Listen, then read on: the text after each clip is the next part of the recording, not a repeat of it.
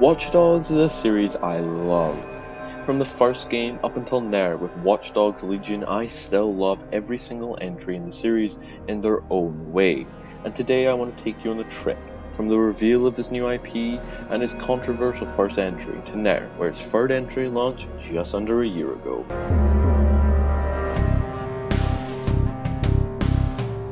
Watch Dogs began development in 2009 at Ubisoft Montreal with a massive budget of $68 million, which was originally going to be a sequel to Driver San Francisco.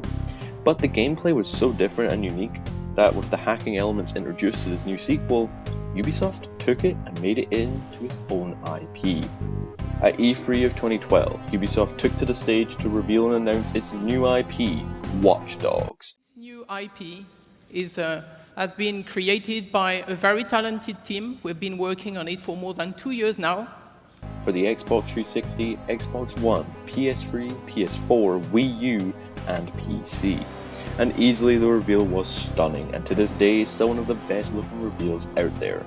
But this reveal would later come to the game's downfall.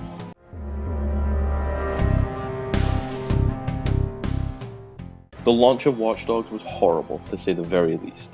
Graphical downgrades, bugs, poor reviews, and more to hurt the game's launch. Yet, I still love it, and think it's the best in the series. Watch Dogs 1 follows Aiden Pierce, a hacker vigilante who is now after the people who assassinated his niece and vows revenge and goes after the men who ordered the hit. Story-wise, I'm going to be honest, it's not a gem. It's a fine story, but it's really nothing groundbreaking, and it could have been much better, with some plain delivery and dialogue, and lackluster performances. But why do I think it's so good?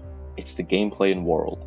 The game truly makes you feel like you're playing an action movie, like John Wick. The animations are so fluid and well done, and the gunplay isn't that realistic, but it feels like an action movie. And it's honestly kind of addicting, and it keeps you playing. The world of Chicago is also incredible. The hacking abilities of Aiden Pierce, you're able to do tons of the cities. You can profile any citizen on the street and see information about their life and their job. You can then lift bridges with your hacking abilities, change traffic lights, and hell, you can even knock off the entire city's power in a blackout ability.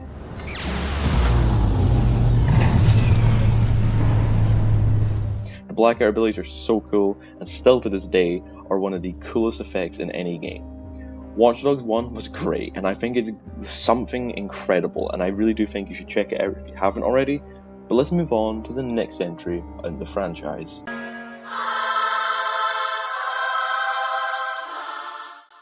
Watch Dogs 2 launched in late 2016 to generally positive reviews with a new protagonist of Marcus Holloway, and the new city of San Francisco. The world was even better than Chicago, and San Francisco was the spotlight of the second game, as it was varied and beautiful and featured tons of landmarks and tons of NPCs going about their day, and doing tons of cool interactions with the new hacking abilities. One of my personal favorites is you can call the police on a random NPC, and police cars, or if you upgrade it, like SWAT would come and arrest this person. And it made the world feel so lived in, and like that actual people lived in this world. The story, in my opinion, though, is the weakest of the trilogy. Now, personally, I didn't enjoy this light-hearted, goofy, funny tone the game took, but I do understand why they changed the tone of the story and went for this funny approach. Because the poor reception to Watch Dogs 1's story being like really mostly mixed, and it was a bit too serious and dark, I do understand why the developers decided to try something different. I don't think it's something I hate, but it's just it didn't feel enjoyable to me as the first game. And I understand that people like it, and that's completely fine. The gameplay is also really good though, with the new drones, such as a flying drone and a driving drone to get into cool places and grab ability points. I really like the drones. It was a really cool shake-up to the gameplay. But I will say the weaponry was a bit disappointing, with a lot of weaponaries from the first entry being outright removed. Overall, it's a truly fine entry, and it's a lot of people's favorites, and for good reason. It's a really solid game.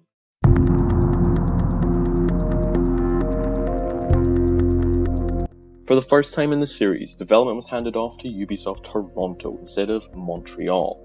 Set outside of America for the very first time, and now in a post-Brexit dystopian United Kingdom, but specifically in London.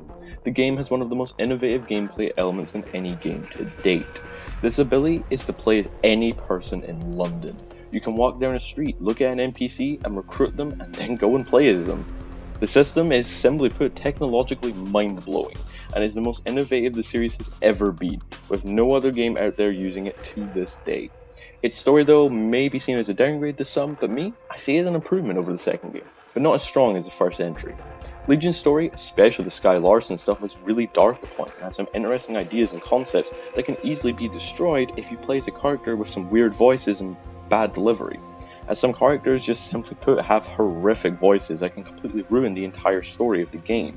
But if you get the perfect selection of characters, I think Legion's story truly shines. Even though the main villain is lackluster, similar to the first and second entries, the entire trilogy has really not any good villains.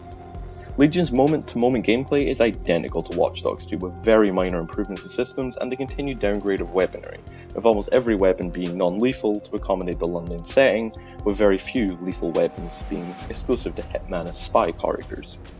Currently, Legion is still receiving content, with an entire online mode being added in post-launch, and an entire DLC campaign that was added, adding fan favourites Aiden Pierce from the first game and Wrench from the second to return to the game, and has overall seen very positive receptions from fans to the Bloodlines DLC.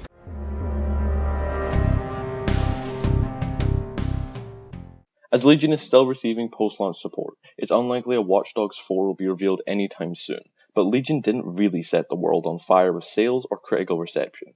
And I'll be honest, with Toronto moving to work on Far Cry 6, as is launching this year, and some developers are moving to the new, recently announced Assassin's Creed Infinity, I'm actually worried about if this franchise has a future, or will it become the next Splinter Cell?